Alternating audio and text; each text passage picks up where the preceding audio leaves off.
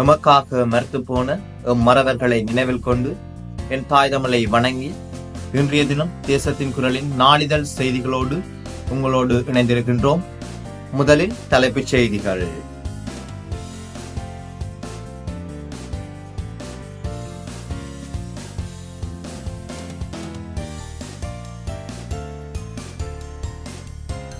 உண்மையறியும் குழுவை நம்ப தமிழர்கள் தயாரில்லை. நாடாளுமன்றில் சுமந்திரன் எடுத்துரைப்பு. அரசு ரோம் சட்டத்தை ஏற்கவும் வலியுறுத்து. தேர்தல் கட்டுப்பணத்தை அதிகரிக்க கடும் எதிர்ப்பு. விசா கட்டண அதிகரிப்புக்கு நாடாளுமன்ற அனுமதி எங்கே? சபையில் லக்ஷ்மன் கிரியல்ல கேள்வி.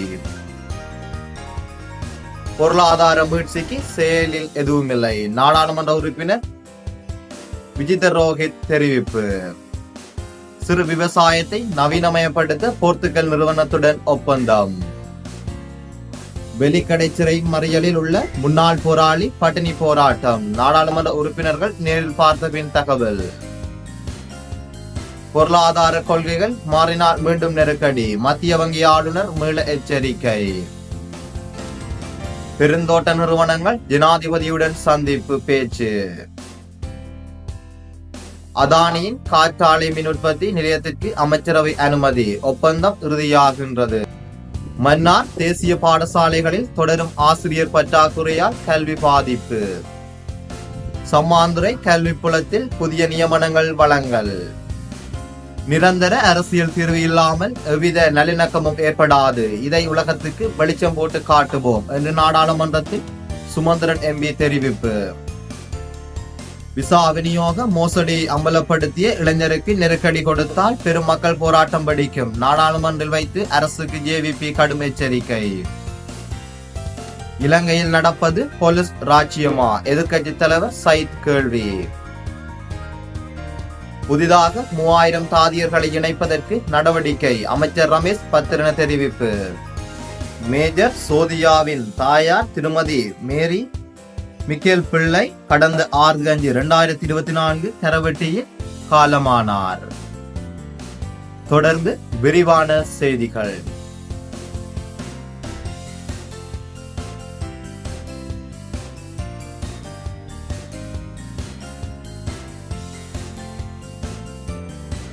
உண்மையறியும் குழுவை நம்ப தமிழர்கள் தயாரில்லை.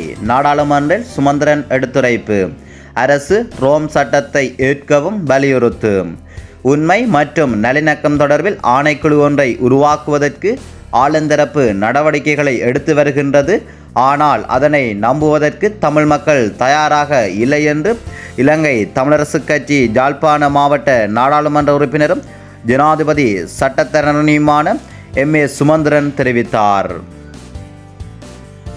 தேர்தல் கட்டுப்பணத்தை அதிகரிக்க கடும் எதிர்ப்பு. தேர்தல் வேட்பாளர்களின் கட்டுப்பணத்தை நியாயமற்ற முறையில் அதிகரிக்க எதிர்ப்பு தெரிவித்து முன்னிலை சோசலிச கட்சி தேர்தல்கள் ஆணைக்குழுவின் தலைவரிடம் மனு ஒன்றை கையளித்துள்ளது. தேர்தல்கள் போட்டியிடும் உரிமையை செல்வந்தர்களுக்கு மட்டுப்படுத்தி தேர்தலில் போட்டியிடும் சாதாரண வேட்பாளர்களுக்கும் அநீதி இழைக்கப்பட்டுள்ளதாக முன்னிலை சோசலிச கட்சியின் பரப்புரை செயலாளர் துமிந்த நாகமுக தெரிவித்துள்ளார். விசா கட்டண அதிகரிப்பு நாடாளுமன்ற அனுமதி எங்கே? சபையில் லக்ஷ்மன் கிரியல்ல கேள்வி. வெளிநாட்டு சுற்றுலாவுக்கான விசா நடைமுறை கட்டணங்கள் அதிகரிக்கப்பட்டமைக்கு நாடாளுமன்றத்தின் அனுமதி பெறப்படவில்லை என்று எதிர்க்கட்சி பிரதமர் கொரடா லக்ஷ்மன் கிரியல்ல தெரிவித்தார். நாடாளுமன்றத்தில் நேற்று ஒழுங்கு பிரச்சினை ஒன்று முன்வைத்து உரையாற்றும் போதே அவர் இதனை தெரிவித்தார். பொருளாதார மீட்சிக்கு செயலில் எதுவுமில்லை. நாடாளுமன்ற உறுப்பினர் விஜித ரோஹித் தெரிவிப்பு. பொருளாதார மீட்சிக்கு உரிய நடவடிக்கைகளை முன்னெடுத்துள்ளதாக ஆளுந்தரப்பு பேச்சளவில் குறிப்பிடப்படுகிறது. ஆனால் செயலளவில் எந்த முன்னேற்றமும் ஏற்படவில்லை என்று அவர் தெரிவித்தார். வெலிக்கடை சிறை மறியலில் உள்ள முன்னாள் போராளி பட்டினி போராட்டம். நாடாளுமன்ற உறுப்பினர்கள் நேரில் பார்த்த பின் தகவல். பயங்கரவாத தடை சட்டத்தின் கீழ் கைது செய்யப்பட்டு குற்றச்சாட்டுகள் எதுவும் சுமத்தப்படாது தடுத்து வைக்கப்பட்டுள்ள முன்னாள் போராளியொருவர் வெலிக்கடை சிறைச்சாலையில் பட்டினி போராட்டத்தை தொடங்கியுள்ளார் என்று யாழ் மாவட்ட நாடாளுமன்ற உறுப்பினர்கள் ஸ்ரீதரன் மற்றும் கயேந்திரன் ஆகியோர் தெரிவித்திருந்தனர். பொருளாதார கொள்கைகள் மாறினால் மீண்டும் நெருக்கடி, மத்திய வங்கி ஆளுநர் மீள எச்சரிக்கை. நாட்டில் தற்போது நடைமுறைப்படுத்தப்பட்டுள்ள பொருளாதார கொள்கை மாற்றமடைந்தால் மீண்டும் நெருக்கடியான நிலை ஏற்படலாம் என மத்திய வங்கியின் ஆளுநர் கலாநிதி நந்தலால் வீரசிங்க மீண்டும் எச்சரிக்கை விடுத்துள்ளார். அதானியின் காற்றாலை மின் உற்பத்தி நிலையத்திற்கு அமைச்சரவை அனுமதி, ஒப்பந்தம் இறுதியாகின்றது.